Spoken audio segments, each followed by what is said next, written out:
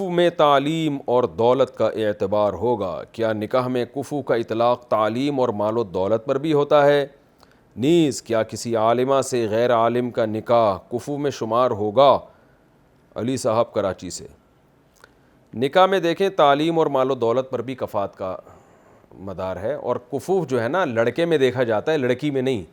آج الٹا معاملہ ہو گیا ہے، یعنی لڑکے کو اجازت ہے کہ اپنے سے اعلیٰ سے، اپنے پیرالل یا اپنے سے کمتر میں جس لڑکی سے چاہے نکاح کرے۔ لڑکی میں اصول یہ ہے کہ اس کے والدین کو چاہیے، باپ دادا کو، کہ اپنی بیٹی کا نکاح غیر کفو میں نہ کریں۔ غیر کفو کا مطلب ایسا لڑکا جو اس کے جوڑ کا نہ ہو۔ تو جوڑ میں ایجوکیشن بھی آتی ہے، ایک لڑکی بہت زیادہ ایجوکیٹڈ ہے اور لڑکا بالکل ہی فارغ ہے تو وہ لڑکا اس لڑکی کے جوڑ کا نہیں ہے۔ اسی طرح ایک لڑکی عالمہ ہے اور صرف فارمیلٹی پوری نہ کی اس نے مدرسے میں، آج کل کیونکہ بنات کے مدارس میں بہت ساری لڑکیاں ایسے ہی ایک فارمیلٹی پوری کر رہی ہیں، علم میں مضبوط نہیں ہوتی، پراپر واقعی دین کی عالمہ ہو، اس کو صحیح علم ہو، تو پھر غیر عالم اس عالمہ کا کفو نہیں ہے۔ یہ تو فقہاء نے صراحت سے بھی یہ بات لکھی ہے۔ تو اسی طرح ایک لڑکی بہت زیادہ دیندار ہے اور لڑکا بالکل فاسق فاجر ہے تو وہ لڑکا بھی اس دیندار لڑکی کا کفو نہیں ہے۔ تو اس لیے یہ دولت بھی کفو ہے، لڑکا اتنا مہر ہی نہیں دے سکتا جتنا لڑکی کا مہر مثل ہے، تو وہ بھی کفو نہیں ہے۔ تو لیکن اس میں ایک خوب اچھی طرح بات ذہن میں رکھیں کہ آج کل لڑکیوں کے رشتے ویسے ہی معاشرے میں نہیں مل رہے، تو بہت زیادہ اگر کفو کا اگر آپ نے خیال کرنا شروع کر دیا تو لڑکیوں کی عمریں نکل جاتی ہیں۔ تو اس میں some thing is better than nothing کے اصول پر عمل کرنا چاہیے، کیونکہ 2 3 4 شادیوں کا تو رواج ہی ختم ہو گیا۔ یہ کفو کے حکام اس وقت صحیح چلتے تھے جب 2 2 3 3 4 4 شادیوں کا رواج تھا۔ اب ایک بیوی ہر آدمی نے رکھنی ہے، جس کی وجہ سے لڑکیاں بہت ہو گئی ہیں، مرد مارکیٹ سے شارٹ ہو گئے ہیں۔ تو اب اگر بہت زیادہ کفو میں دیکھیں گے کہ یہ اتنا پیسہ ہونا چاہیے اور اتنا علم ہونا چاہیے تو وہ پھر کچھ بھی نہیں ملے گا آپ کو۔ اور لڑکیوں کی عمریں ہم نے دیکھی ہیں نکل گئی ہیں، 40 40 سال کی ہو گئی ہیں کفو کی تلاش میں۔ تو اس لیے اب یہ دیکھنا چاہیے some thing is better than nothing, کہ یہ جو لڑکا مجھے مل رہا ہے اگرچہ بعض چیزوں میں کفو نہیں ہے لیکن بعض چیزیں ہو سکتا ہے اس میں دوسرے سے اچھی ہوں۔ مثال کے طور پر ایک عالمہ کو اگر عالم کا رشتہ نہیں مل رہا تو وہ بھی غیر عالم اگر سمجھدار ہے اور وہ دین پہ آپ کو چلنے دے گا تو وہ یعنی رشتے میں تاخیر کرنے سے بہتر ہے کہ اس غیر عالم سے کر لیا جائے۔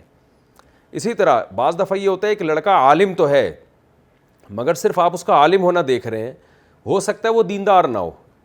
یہ ضروری نہیں ہے کہ جو عالم ہے وہ دیندار بھی ہو، ایسے بھی ہمارے سامنے کیسز آئے ہیں، کسی کو عالم سمجھ کے اپنی بیٹی دے دی، بعد میں تو پتہ چلا کہ یہ تو نہ نماز تک نہیں پڑھتا یہ آدمی۔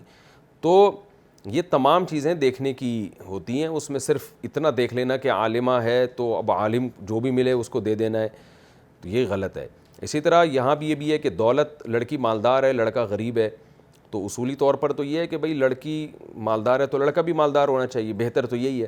لیکن اگر مالدار نہیں مل رہا تو شرافت بھی اگر لڑکے میں ہے تو اس کو دیکھ کے کر دینا چاہیے۔ اس زمانے میں رزق دینے والا اللہ ہے، اللہ پہ توکل کرنا چاہیے۔ وجہ اس کی یہ کہ رشتے مارکیٹ سے شارٹ ہیں، اگر آپ نے اپنے جیسا مالدار دیکھنے کی کوشش کی تو ہو سکتا ہے عمر آپ کی نکل جائے۔ تو یہ آج کل ہو رہا ہے، جو گراؤنڈ ریئلٹی ہے وہ میں بتا رہا ہوں۔ تو لڑکیوں کو بالکل زندگی بھر بٹھا کے رکھنے سے بہتر ہے کفات کے معاملے میں کچھ تھوڑا کمپرومائز کیا جائے۔ ہاں بالکل ہی جوڑ کا نہیں ہے رشتہ تو پھر تو ظاہر ہے پھر بٹھا کے رکھنا یہ شادی کرنے سے زیادہ بہتر ہے کہ پھر لڑکی اکیلی بیٹھی رہے ماں باپ کے گھر میں، وہ کوئی اتنا مسئلہ نہیں ہے۔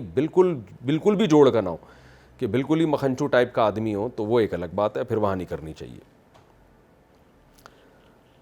کیا اخلاق کا درجہ عبادات سے زیادہ ہے؟ کیا اخلاق کا درجہ نماز روزے سے بڑھ کر ہے؟ کیا قیامت کے دن اعمال نامے کے ترازو میں نماز سے زیادہ اخلاق کا وزن ہوگا؟ محمد تسلیم اختر انڈیا سے۔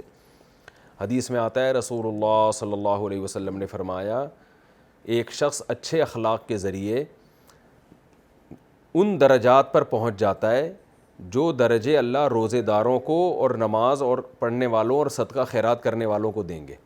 یعنی اس نے اس درجے کی نمازیں نہیں پڑھی، صدقے نہیں کیے اور اس درجے کے روزے نہیں رکھے، لیکن اچھے اخلاق کی بیس پہ اللہ اس کو وہاں تک پہنچا دیتے ہیں۔ تو یہ حدیث میں ایک مثال سے سمجھایا گیا ہے۔ تو اس میں یہ بھی ہے کہ اچھے اخلاق والے کو تشبیہ دی جا رہی ہے نمازی اور روزے والے سے، تو اس سے پتہ چلتا ہے نماز روزے کی بڑی فضیلت ہے اسلام میں، کیونکہ ہمیشہ تشبیہ ایسی سے دی جائے گی جس میں جس چیز سے تشبیہ دی جاتی ہے نا وہ زیادہ اکثر وہ زیادہ افضل ہوتا ہے۔ اس کی مثال ایسے جیسے حدیث میں آتا ہے جو علم کے راستے میں چلا وہ ایسے جیسے اللہ کے راستے میں جہاد کرنے نکلا ہو. تو اس سے پتہ چلتا ہے کہ جہاد کی بڑی فضیلت ہے. تو اچھے اخلاق اگر کسی کے بہت ہی زیادہ اچھے ہیں جس کی وجہ سے لوگوں کو فائدہ ہو رہا ہے تو اللہ سے امید ہے انشاءاللہ اس کو نماز روزے کے درجات مل جائیں گے. لیکن یہ کہ اس کا یہ مطلب کہ فرض نماز اور فرض روزے کی ویلیو کم ہو گئی ہے، یہ تو غلط ہے. فرض نماز، فرض روزے اور فرض زکوٰۃ، صدقہ فطر، قربانی وغیرہ یہ تو بہرحال کرنا ہی کرنا ہے.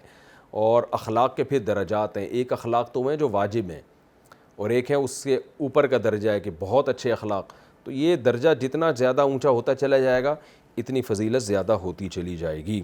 تو ہونا یہ چاہیے کہ ایسا نہ ہو کہ آپ صرف اچھے اخلاق کو فوکس کریں اور نماز اور روزہ میں دل لگانا چھوڑ دیں، تو یہ غلط ہے.